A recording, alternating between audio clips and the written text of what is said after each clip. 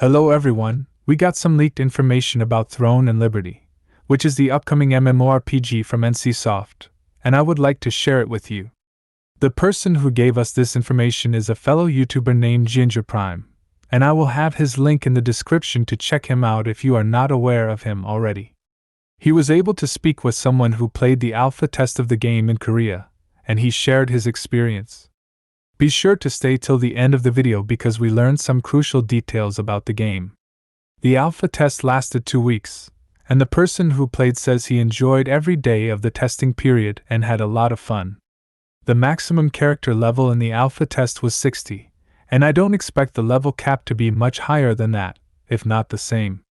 The main way to gain experience in the game will be by completing contracts, which, at least from what we know so far, we will take from cities. Every city will provide its own contracts, and everyone who played New World will understand exactly what I mean. For the rest of you, imagine that contracts are quests, that you will be able to take them from the cities, and that every city will provide different kinds of quests. It's confirmed that the game has a massive open world without any loading screens, and that's something that makes me really happy. I want to once again experience an MMORPG with a massive world without any interruptions. As we knew already, the system with the day-night cycle where NPCs will change depending on the specific time of day or night will be in place. For example, a specific type of mob will be spawned at night. This system adds variety to the world and will give us the feeling that the world is changing around us. But I am not sure how well it will work because it also adds limitations on when we will be able to make a specific quest or farm a specific type of mob. The system that will allow us to take the form of an animal is called the morph system, and it will have 3 variations: the running morph, the swimming morph, and the gliding morph. A very cool thing will be that if we are, for example, morphed into a wolf, the same type of mobs won't attack us. We will be able to use different kinds of movement without a cooldown, like gliding into grapple and then gliding again. Also, we will be able to morph between the different kinds of movements. The main thing is that it seems like the leveling progress will be slow and require grinding. I am a fan of slow progression as long as it is meaningful without a crazy amount of boring stuff in it. I would actually like a new MMORPG that gives meaning to the leveling system as well, not just in the endgame. The game will offer a fast travel feature that will cost gold and a home-based system that will probably work like Hearthstone and World of Warcraft. There will be a premium currency in the game that we will be able to receive just by playing the game. A daily reward system will also be in place, where every day we log in, we will get a different kind of reward. The maximum number of players in a party will be 6. The weapon system will work as New Worlds does, where every weapon will have its own leveling system and require experience to level up. Level 1 starts with 4 abilities. The skills will be weapon-based. Every weapon will have its own cooldown, and there will be no global cooldowns. We will be able to use all abilities from the first weapon, and when we change to the second, we will have all the skills from that as well. As was logical, the weapon skill cooldowns continue even if the weapon is changed. We will be able to swap between weapons without restrictions. Overall, the weapon system seems to have a lot in common with the New Worlds. The combat system is tab targeting, but we will be able to move freely and cast an auto attack or ability that doesn't need special channeling. It will be a mix of abilities that necessitate locking in place and those that do not. Dodging won't be part of the game, but there will be skills that will work as disengage tools. I was expecting it to be like that because the game has a lot of similarities with Lineage 2. Before we continue, be sure that if you like the content, you smash the like button and subscribe to the channel to help me on my journey. There will be bound equip items, and they will be tradable if we don't use them. Something that I never really liked in MMORPGs but is common in Eastern games is the pet system. We will have a pet that will have abilities, and the main active ability will be healing. The pet will have the skill to heal us, but it will need a special item called a World Leaf every time it uses its ability. This system will be similar to the Black Desert Online one, it seems. Another feature that will have a lot of common ground with Black Desert is the guild system with payments. There will be bonuses provided by the guild and the guild auction house.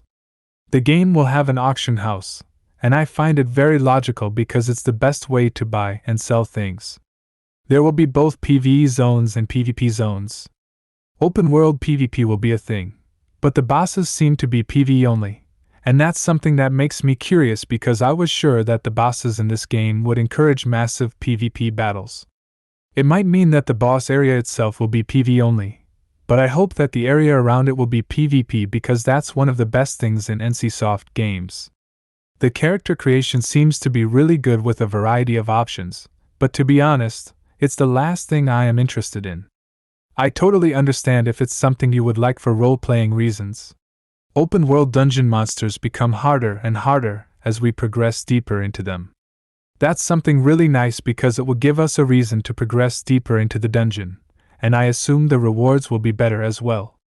There will be a currency that is usable in the dungeons that gives more experience while we grind in it, and we will be able to farm the currency in the open world.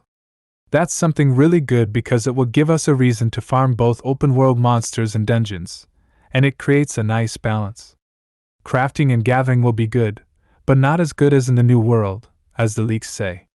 Something that makes me worry a bit is that inventory will be weight-based, and we will be able to increase it. Most of the time, in games like this is a paid-for-convenience feature. Now it's time to touch on some very sensitive topics, which have to do with automation in the game.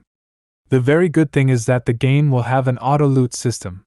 I don't see a reason to not use an auto-loot system in our day. We will be able to auto-path between quests or areas, it seems, and that's something that doesn't bother me much. It's helpful many times. Auto-battle will be a thing, as we already knew, but it's weak. It seems it will be safely usable for mobs 5 levels below us or more. At least that's a bit of a small hope that auto-battle won't be so mandatory, and will be more like a filler. I am against any kind of auto-battle in MMORPGs. There is no good reason for us to be a part of the game. Some of you might say, but this will help people that don't have a lot of time to invest, and they can leave the game on auto, but still, it's really bad for the game. I am among the people who won't have a lot of time to invest in it because I have responsibilities, as most of us do, but I can't stand for an MMORPG to give the option of auto-battle when the main enemy of these kinds of games are the bots. The only positive outcome from auto-battle will be for the game itself because it will have many people online all the time, but what's the point when no one is really playing and they are on auto? We all know bots will most likely be a big problem because they always exist, especially in free-to-play MMORPGs. I really hope that auto-battle won't be much of an issue, but it's really something that bothers me a lot. In every game that I saw it in action, this game became sooner or later an AFK farm fest, with the real players online becoming fewer and fewer as time passed.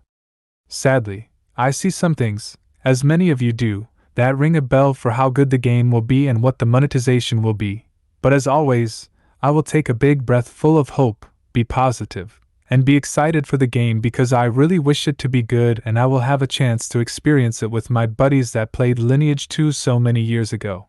Let me know in the comments what your thoughts are after hearing about these features that the game has at this time, and especially what you think about auto-battle, because for me this is the biggest topic of concern.